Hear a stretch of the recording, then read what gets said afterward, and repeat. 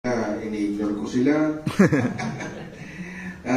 Sabi nga nila, umpisahan ko dito sa aking kaliwa kasi kanina sa kanan kasi kanina inumpisahan sa kaliwa dito naman sa kanan.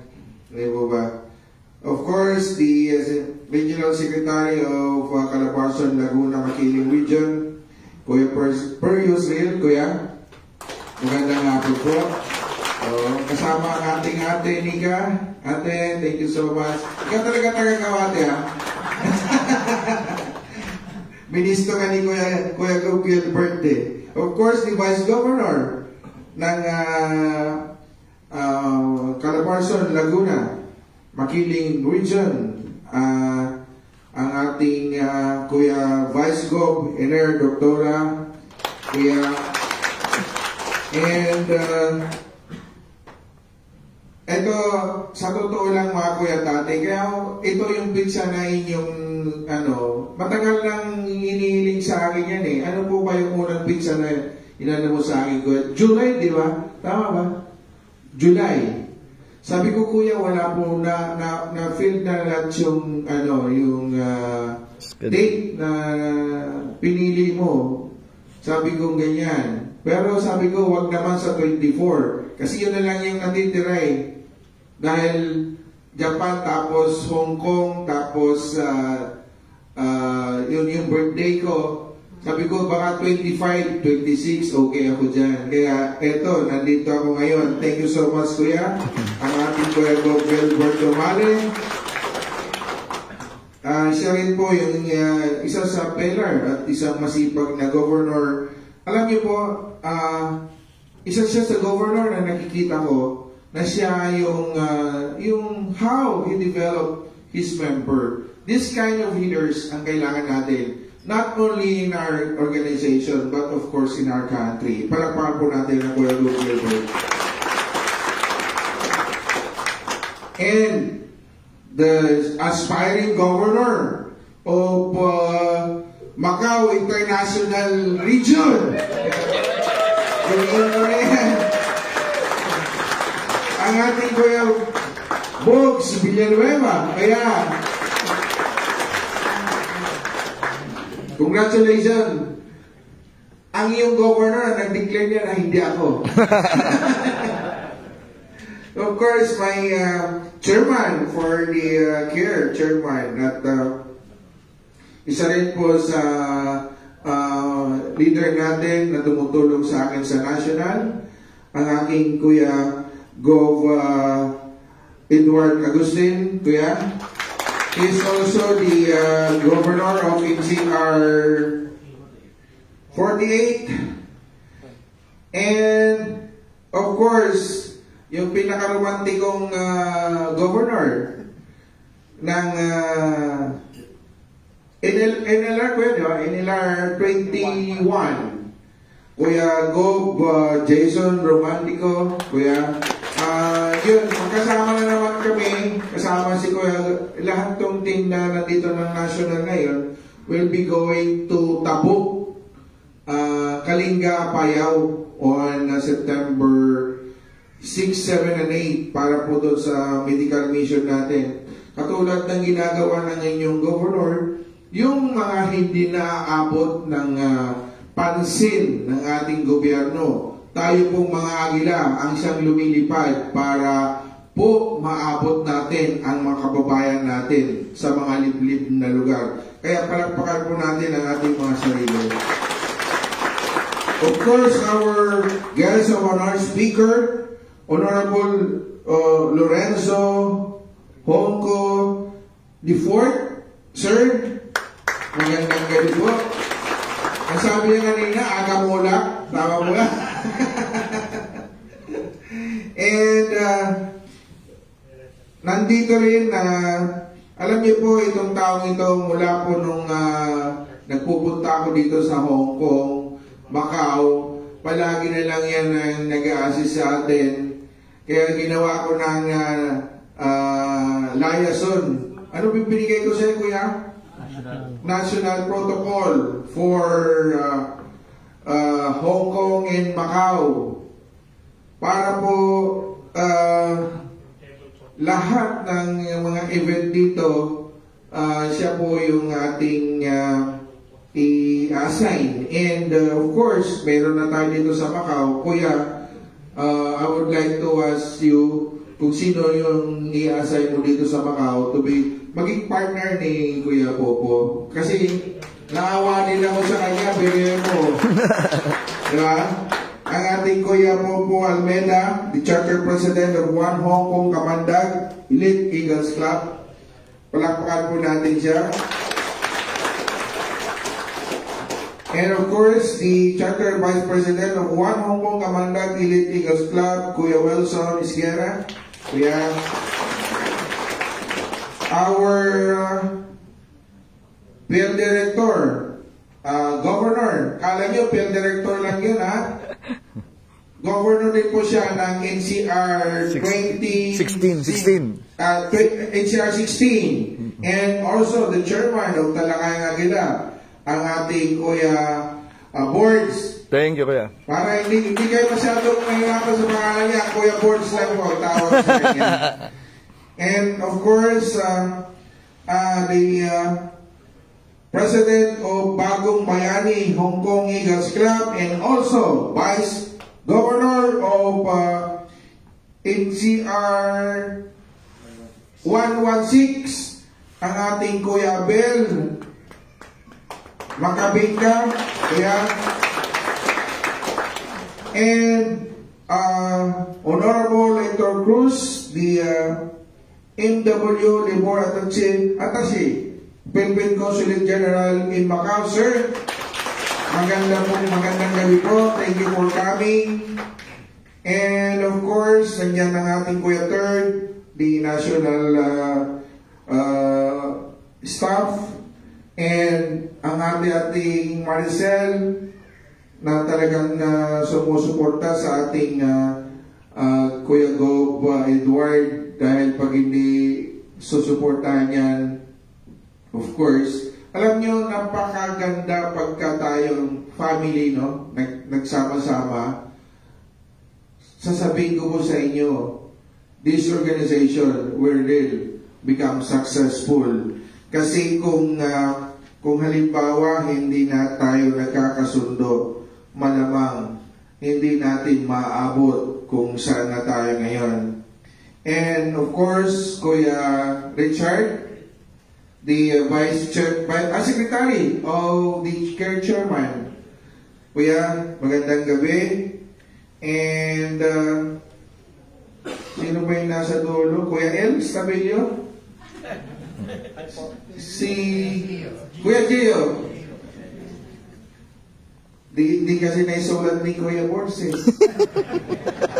Mga Kuya at Bonso Friends of Eagles, magandang gabi sa inyong lahat. Good evening po. Gabi na tayo ngayon. Good evening. Gutom na ba? Anyway, of course, sa lahat ng mga officers ng Macau Makiling International Eagles Club, congratulations sa inyong lahat, and thank you for inviting me to officiate this very momentous event. At ako'y nagpapasalamat kasi sabi ko kanina, even the uniform, ganyan nakikita yung pagkakaisa talaga ng iyong grupo, no, ng inyong club. Sa uniform pa lang, dyan mo na makikita. And I hope, no, with that sign, kailangan ipagpatuloy natin yan. Sabi nga nila, alam ko naman kung ano yung kwento ninyo eh. Di ba? Kasi yung ako pa yung nag-charter din yun, Kuya Go. Yes po. Yung club president na yan. Ay po ba? Alam niyo po, sa totoo lang, kung ito yung inaano ko palagi, kailangan ang leader, hindi po siya diktador. No? Kailangan, ang leader, kailangan yung open siya sa lahat. Just like me.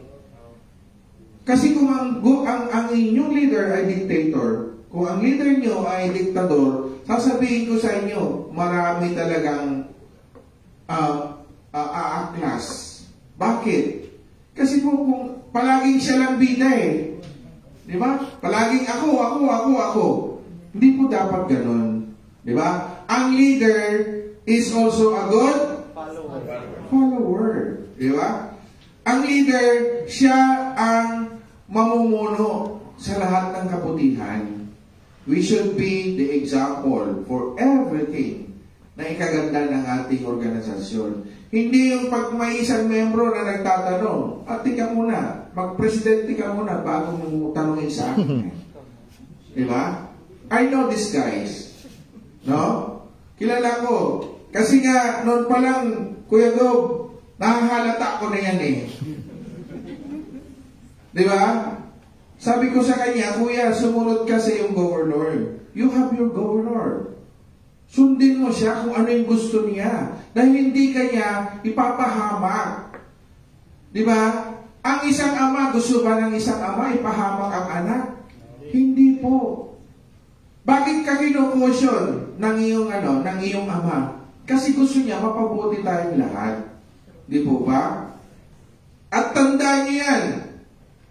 Pag ang leader niyo kino-caution niya kayo, meaning to say, mahal na mahal niya kayo. Hindi niya kayo pababayaan. Pero, magtaka na lang kayo. Pag hindi na kayo pinapansin, magugulat na kayo. Bahala kayo sa buhay niyo. Hindi po ba? Pero, parang sa kanina, sabi niya, yung si Kuya Romantico, laging nasa office yan eh. Kuya NP, anong gagawin natin sa mga tao yan? Nagagalit na siya eh. Tapos susundan pa na ng governor. Sabi ko, hayaan mo na lang. Ipasa Diyos na lang natin yan. Basta ang importante, hindi totoo yung mga allegation against you. Diba? Kasi kung halimbawa, eto, maraming ano yan eh, yung mga Marites, Marisol, sa social media. Diba? Diyan nagsisimula yan eh. Di po ba? Katulad yung paninira nila sa akin noon. Sabi ko nga, from the first day, first assembly pa lang, gusto na nila akong pababain sa posisyon. First assembly pa lang. Sabi kong ganyan, kung itong organisasyon na to ay walang patutunguhan, this day, I will resign as the national president. Akala nila, naghahabol ako to become the national president. No. Alam niyo kung bakit po, anong dahilan bakit ko pinagpatuloy yan? Kasi nakita ko, katulad ng inyong regional governor, katulad ng ginagawa nyo, kung paano tumulong. Paano ko pababayaan yan? Di po ba? Kailangan natin ipagpatuloy yan. Kung walang leader na mamumuno sa ganyang mga aktibidades, sa tingin ninyo, makakatulong ba tayo sa bansa natin? Remember, mga kuya at ate, what we are doing is for the future of our new generation. What we are doing is for our country. We are not doing this for ourselves alone. Why? Look, kung tayo lang, kailangan pa ba natin gawin yan? Kasi number one, sabi nga ni Kuya kanina, wala naman tayong sahod dito. Anong dahilan? Kanina, lagi tinatanong ng isang kuya kanina na nag-speak, what is the purpose? Why we are here? Di po ba? Kailangan panindigan natin. If we love our country, if we love our people, and if we love the new generation, mga kuya natin, this is the right time. This is the right time. Sino at kailan? Nakikita nyo na yung problema sa bansa natin. This is my battle cry right now. Lalong-lalo na dito sa ibang bansa. I know all of you here are in good standing of life. But in our country, look! Di ba? Sabi nga ni Kuya Gob kanina, yung lugar na yun, hindi napapansin. Buti na lang, nagkaroon ng initiative ang inyong region. Sabi niya, yung school na yun, Kuya Gob, tama po ba? Kayo ang naging inspire, kayo ang gumawa ng paraan para makapag-aral yung mga bata doon. At gusto ko sana, Kuya Go, eto ang ano ko, no? And all of you here, no? Total, gusto na rin lang naman natin tumulong. After they graduate from that, pwede ba natin silang dali na rin dito sa ibang bansa? Di ba? Pwede ba natin siyang tulungan? Total, tumutulong na rin lang naman tayo. Di po ba? Kasi kung doon sila magti-teacher, tandaan nyo, mga kuya at ate ko, how much is the salary of teachers in the Philippines? Di ba? Dito magkano ang salary ng teacher? Di ba? Kasi, kung gusto natin talagang tumulong, itudo na natin. Itudo na natin. Again, we are not doing this sa sarili lang natin. Kasi, alam nyo, ako minsan, pag umiikot ako, umiiyak ako. Kailan kaya natin mababago ang ano na... Pero sabi ko, hindi naman ako si Superman eh. I'm just praying. And help me praying for this. Na kailangan, mayroon ng pagbabago ang bansa nating Pilipinas. Di po ba? Ang daming issue. Pero huwag na tayo mag-isaw-saw. We should be the part of the solution of this in our country. Sabi ko nga, Heaven and the Eagles alone, na may magandang magawa. Ito ang battle cry ko ngayon sa lahat ng mga kuya at ate natin. Hindi natin kailangan mag-away. Kung alimbawa sila ayaw nila ng... Again, ano ba yung purpose nila? Bakit sila humihiwalay? Di ba? Kasi nagmamadali sila. Saan? Usually, anong nagiging problema? Sa mga club at region, sa ating bansa, sa ating club, sa ating organisasyon. Ano ang laging pinag-aawayan? Pera. Posisyon. Di ba? Pag natalo, anong gagawin? Gulay. Di ba? Pag nasuspinde, gumawa ng kalokohan, anong gagawin? Gumiwalay. So, ako, sabi ko, this kind of people na umalis natin, ako magpapamisa pa ako. They are not, yung hindi sila karapat-dapat sa ating organisasyon. Kaya nga sabi ko, katulad nun, natalo sa election, o sumama rin sa natalo. Di ba? Ganun lang yan eh. In-expel dahil anong kaso? Sa corruption. Di sumama rin doon sa corrupt ng governor. Doon sa national president na corrupt. So, kumbaga, kayo lahat dito, what we need right now is the quality of a member. Gaano ba kayo katibay for that? Diba? Quality. Kailangan natin dito yung quality, not the quantity. Di ba? Kasi marami dyan yung nagpapamember na wala naman. Ako, hindi ko naman minamaliit yung iba. Sa Pilipinas, mga kuya tate, sa totoo lang, I discourage those who are receiving a minimum wage of salary. Why? Magkano minimum wage doon? 600 na ngayon, kuya, tumas sa 100. Diba? Tumas sa 100. Pero, tumas din ng bigas, tumas din lahat ng bilihin. See? 600. O nag-overtime, naging 1,000. Sabihin na natin, example lang. Diba? May dalawang anak, nangungupahan, may pagkain. Do you believe na ito, diba? During the inactivities, di ba? Makaka-attend pa kaya yan? Ay yung pinabayad niya sa induction niya, sa niya kinuha, inutang pa. Oh, di ba? Kaya sabi ko, hindi ko kayo dinidiscriminate o minamaliit. Please, kung gusto niyo maging agila, sabi ko, huwag na kayo mag-agila, tumulong na lang kayo. Kasi, siyempre, di ba? Maawa ka sa anak niya. Di ba?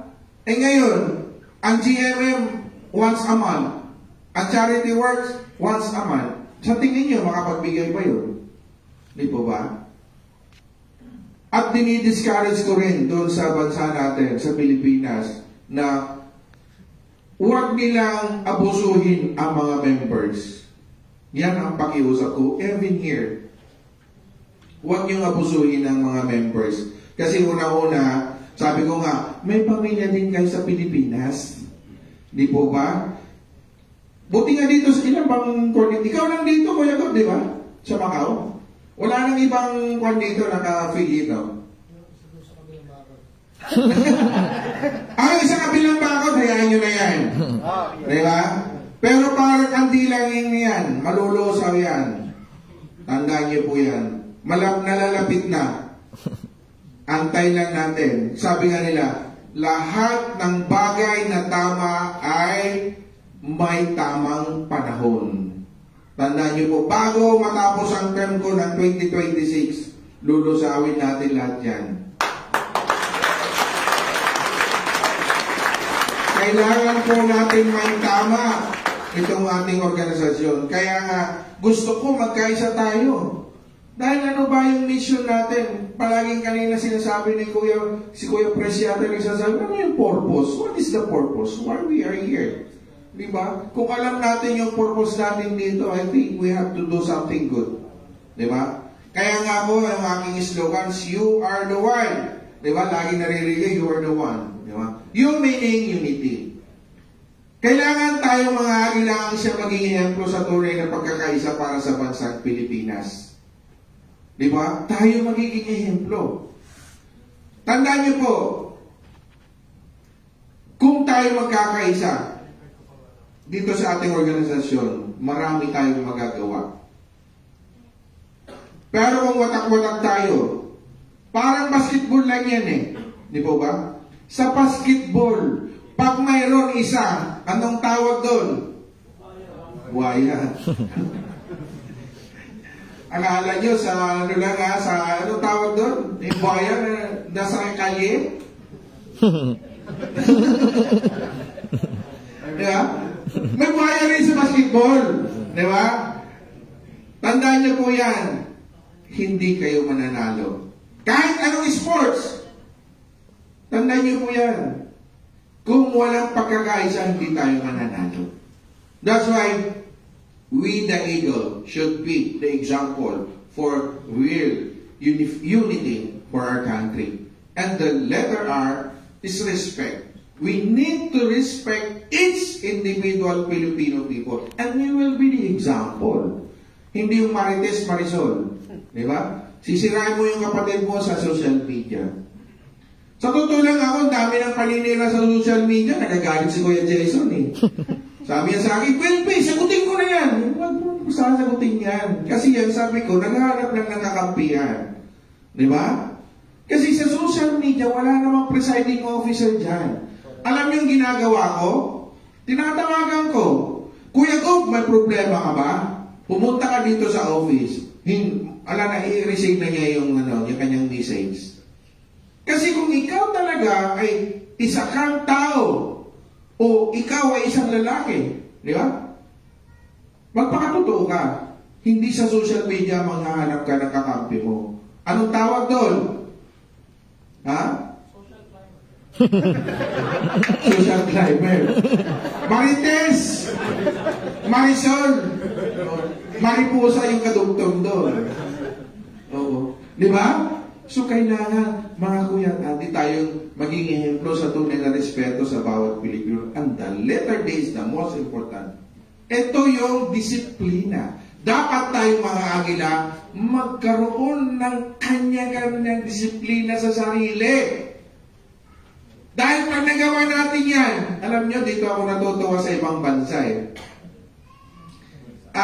Dito lang sa kalye, pag sinabing red, red. Di ba? Pag sinabing green, green. Pag nasa Pilipinas, sinabing red, kasi yung nasa likod ng stoplight nakalagay joke, joke, joke. Di ba? Mga kuya, sabi ko nga sa iyo, we should be the example for the discipline for our country. Di ba? Ipakita ninyo. Then, sitahin nyo yung mga Pilipino. Uy, kuya, kami galing kami sa Hong Kong, dito nakatayo kami, oh. Red yan eh. Di ba? Ay sasabihin niya, ano pakialam mo? Gaganunin ka, di ba? Ay sabihin mo sa kanya, hindi ako nakikialam, pero ayusin mo sarili mo. Di ba? Kasi minsan nahihiya tayo o natatakot na mag-caution, but kailangan natin yan. Kailan? Sino ang gagawa niyan? Di ba? With our number, we are saying that we are about million members. Why we should not do something good for this country? Di po ba? Sayang, pagka hindi natin gawin yung tama. Alam niyo po, sa totoo lang, no, sabi nga nila, we are the fastest and the prestigious organization in this country, in our country, no? And ito lang inihiling ko sa inyo, no? We need to preserve the integrity of our fraternity. Kaya kailangan, mga kuya at ate, pag ang isang kuya ay medyo naliligaw na landas, kalabitin niyo po siya. Pag ayaw niya, report nyo na sa club president nyo o sa governor nyo. Di ba ba? And all of you are invited to, in our office, sino na po ba nakarating sa opisina natin? Wala pa?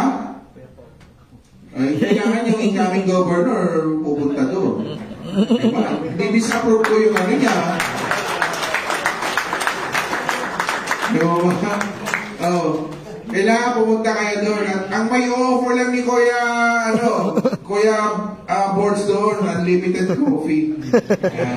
Hindi ka tulad dati, bago ka makapagbayad ng magbabayad ka muna sa hotel o sa restaurant. During that time, para tayong budol-bulor. But this time, inayos natin. Nagkaroon tayo ng restructure. Tamang database. O, yung mga ID nyo, nakuha nyo na ba? Dito na po. Dito na. O, palakpakan natin si Kuya Board at ang inyong governor. Ayan. Diba? Kasi pagka hindi, pagkakalitan ko si Kuya Board. Diba? Medal ako na. Ganun po yung at the same time, we have our kooperatiba. Pag halimbawa, inaabot kayo ng medyo masamang pakiramdam nyo, mayroon tayo ng clinic doon sa natin, sa ating headquarters. Yun ang mga improvement na ginawa natin. Collaboration with the government. Actually, kahapon, nandun ako, nung pagkagaling ko ng Japan, kinawagahan, 4 o'clock, tinawag kami ni Chief PNP to attend the fun run.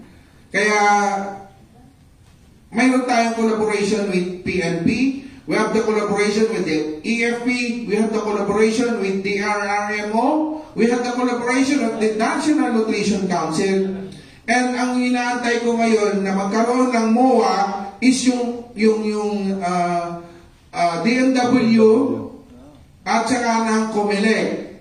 Kasi we will be the representative of all the distressed Filipino, not only the OFW, but all the distressed Filipino people in other countries. Yun po yung napag-usapan namin ni Attorney PY. O dapat tapos na yan, kaya lang hindi kami nagpang-abot doon sa Saudi. So, I hope na before end of this September, matapos na yung MOA natin. So, yun po yung ginagawa natin na improvement sa ating organization. That's why, mga kuya at ate ko, I'm appealing to each every one of you.